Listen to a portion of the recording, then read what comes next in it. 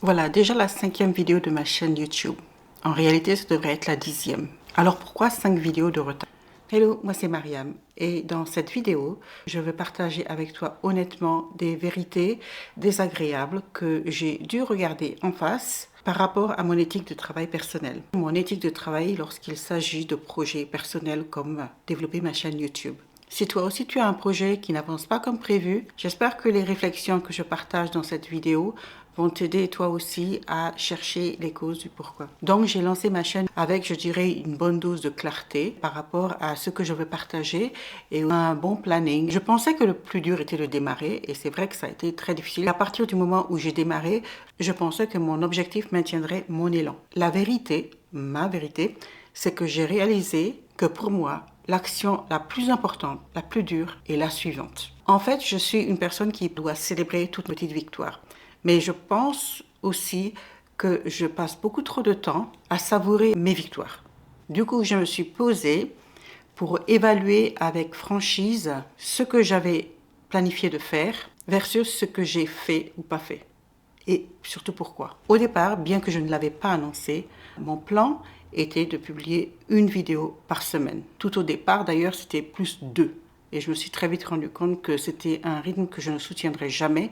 Donc, je me suis dit, je vais partir sur une vidéo par semaine, bien que je ne l'ai pas annoncé. Donc, la première raison pourquoi je n'ai pas réussi à respecter mon planning, je ne suis pas encore assez disciplinée. Mon projet de créer une chaîne m'a fait prendre conscience de mon éthique de travail. Dans le cadre professionnel, j'ai une éthique de travail très forte, mais dès qu'il s'agit d'un projet personnel, je ne suis toujours pas assez disciplinée, malgré le fait que j'ai mis en place des routines. Il y a trop de temps entre le moment où je décide de faire quelque chose et le moment où je passe à l'action. J'ai décidé à partir de maintenant d'appliquer la règle de Mel Robbins, sa règle des 5 secondes. C'est-à-dire, dès le moment où on sait qu'on doit faire quelque chose, eh bien, on compte de 5 à 1, 5, 4, 3, 2, 1 et on s'y met. Numéro 2, pourquoi je n'ai pas réussi à maintenir mon planning pour poster une vidéo par semaine? Mon manque de constance. Cela n'est pas étonnant car quand on n'a pas la discipline de faire quelque chose, la constance qui est finalement la régularité ne peut pas suivre. Ma solution pour être constante, finalement, c'est d'annoncer publiquement je vais poster une vidéo par semaine tous les samedis. Bien entendu, je me suis dit et si tu ne la postes pas? Pour moi, le plus important, c'est de faire un pas de plus vers l'engagement. Je me suis rendu compte que m'engager seulement par rapport à moi-même, clairement, ça ne marche pas. Il faut que je m'engage encore plus.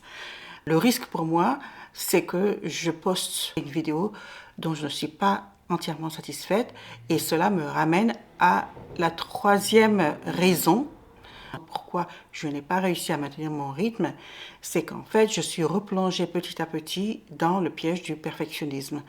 Je veux prendre des notes pour me rappeler ce dont je veux parler. Petit à petit, mes notes sont devenues de plus en plus détaillées. J'ai décidé que mes notes devaient tenir sur une page. Raison numéro 4, je ne valorise pas mon temps libre. Je ne le protège pas assez, je l'utilise mal. Je passe encore beaucoup trop de temps à regarder des vidéos sur comment faire telle et telle chose. Je vais arrêter ça pendant un mois solide. Je dois avoir la discipline de faire les choses telles que je les ai planifiées, qui ont une priorité absolue. Je les appelle mes actions du jour alignées. Et ce sont ces choses qui doivent être faites en premier et pas autre chose. J'ai découvert le terme de ce qu'on appelle la cécité temporelle. Une personne a du mal à sentir concrètement le passage du temps. C'est-à-dire pas simplement d'une journée, mais avant les mois, les années passent. Les femmes, après des années de surcharge mentale qui entraîne une fatigue mentale, ont tendance à éprouver une forme de cécité temporelle par rapport aux choses qu'elles doivent réaliser pour elles-mêmes, pour leur propre projet. Alors, raison numéro 5, personnelle, c'est que je suis encore trop émotionnellement réactive.